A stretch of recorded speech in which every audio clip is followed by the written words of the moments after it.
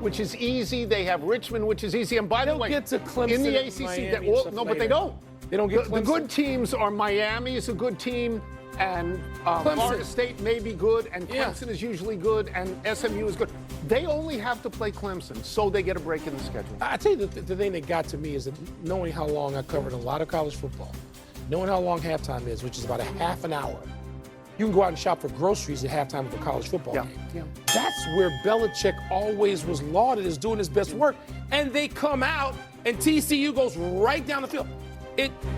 That got me. I just thought, what was it, 20 to 7, maybe at halftime? And I'm thinking, okay, Belichick's going to be Belichick at halftime. No. They're going to climb back in this game, and they did. But I can't stress this enough. North Carolina is not a football school. It's a basketball school. He's got some time. And he filled the gym. Guys. They're not firing him if he goes 0-11. That's not going to happen. Now, I would sing a different tune if that was Hubert Davis's first game. But it isn't. He's still stunning. Let's move now to the rest of college football's Week 1 slate. Arch Manning underwhelmed in Texas's loss at Ohio State. Florida State ran all over the previously mentioned Alabama. Notre Dame's fourth quarter rally fell short at Miami. And LSU held on to beat Clemson at, well, maybe Death Valley. The other one. Yeah. Tone, there was a whole lot going on. What was your biggest takeaway from Week 1? So normally I would sit here and I would say it's Ohio State beating Texas because you have reputedly the number 1 team this year in Texas goes to Ohio State, which was the defending national champion from last year. You have the primetime debut of Arch Manning. And so it's got everything. Now, even though it's a dull game and even though Ohio State wins just by 7 at home, and even though, as you say, Manning is underwhelming, normally we would say that's the biggest deal because it's 1 versus 2. But that's not the biggest story. The biggest story is Alabama. Alabama losing to Florida State, which was 2-10 last year. Yeah. Alabama now, in its last 10 games, 5-5. These are numbers unheard of with Nick Saban. And one of those was probably against Samford. Nick Saban FBS coaches 230 games at Alabama and 4 times loses to unranked teams. Kalen DeBoer has now coached 14 games. This is the 4th time he's also an unranked team. So I will sit here and say Alabama's not North Carolina. No. Alabama is a football school. Kalen DeBoer is in trouble, and if the buyout isn't $70 million, he might be walking the streets tonight. Yeah, because Alabama doesn't have those Texas A&M oil fields. No. That every alum at A&M seems to have and is happy to write a check himself or herself for $70 million. Hello, Jimbo Fisher. That's right. But, Tony, so let's go back to the Ohio State-Texas game for a second. Here's what stood out to me Week 1 and all the days leading up to Week 1.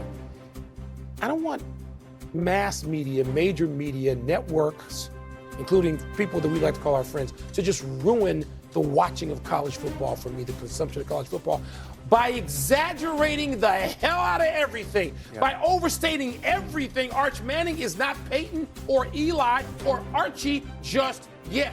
Just let him simmer a little bit. Let it percolate. Let it Jeremiah Smith. He is not Jerry Rice just yet. I heard somebody who I probably like a lot say, probably somebody I covered, say he's the best college football player I've ever seen. You know what my recommendation would be? Then watch more college football over the last 50 years, because he ain't the best I've seen. He's made some great catches and things that make you go, woo. But can we just stop? The greatest weekend of it. I mean, all of it is just slobbered over. It was a fabulous opening weekend in terms of games. In terms of matchups. We intended to see that, and we didn't get it. Yeah. Right? Yeah. The Miami-Notre Dame game kind of lived up to it. LSU-Clemson had some Give LSU some moments. credit. I will. I think that's the first time that Brian Kelly has won at LSU in the opener. It was impressive. Yeah. Can we just let the season grow a little bit? Do you want to talk at all about Northwestern and Tulane and Jake Ratzlaff going from BYU to Tulane? I don't. Did that you by a little? You didn't watch that, did you? I couldn't watch it. I don't have that. I don't have streaming for that kind of stuff. Let's move to the NFL. And Micah Parsons now playing for Green Bay. Parsons has practiced a little bit, and there are reports he will take an injection if needed to play against the Lions on Sunday. Wilbon, let's look at the trading of Micah Parsons. Yeah. What do you believe this trade will mean for Dallas and Green Bay? Wow. I think it sets, obviously, Dallas back a couple of steps this season right now. And even if you turn those 2 picks, and even if the defensive tackle you got from Detroit I'm sorry, from Green Bay. Helps you in the run game. Helps you. And by the way, their run game was, people forget who talk on television. They talk for weeks at a time in the playoffs about Dallas getting run over and then act like they didn't say it or it didn't happen. Is there any accountability for Green Bay? I like your Sheriff Wilbon. I like this. I come back angry from these things. I understand. It's like combative, as somebody in my house calls me. Yeah. I look at Green Bay, and I don't want this to work because I'm by birthright. They're going to play the Bears twice. They're going to go after Caleb Williams twice. Okay, so let's block him. Because here's what happened with Dallas with him in the lineup.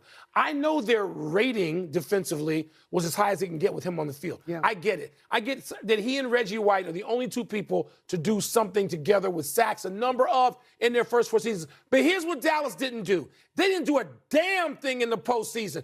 So if he's that great, and rarely is a player that great, even a quarterback, where's he in the postseason? What did he do? What did he do? He didn't do anything in the postseason. Now, I think he'll be better for the Packers because the Packers are a better organization than the Dallas Cowboys, and that's what I fear. So I just want to say that within 10 minutes of that trade, I got this text, which I will quote. Nico Harrison is no longer the worst GM in Dallas, unquote, which is funny. It's not quite true because trading Luka Doncic is actually worse than this, but this is pretty bad.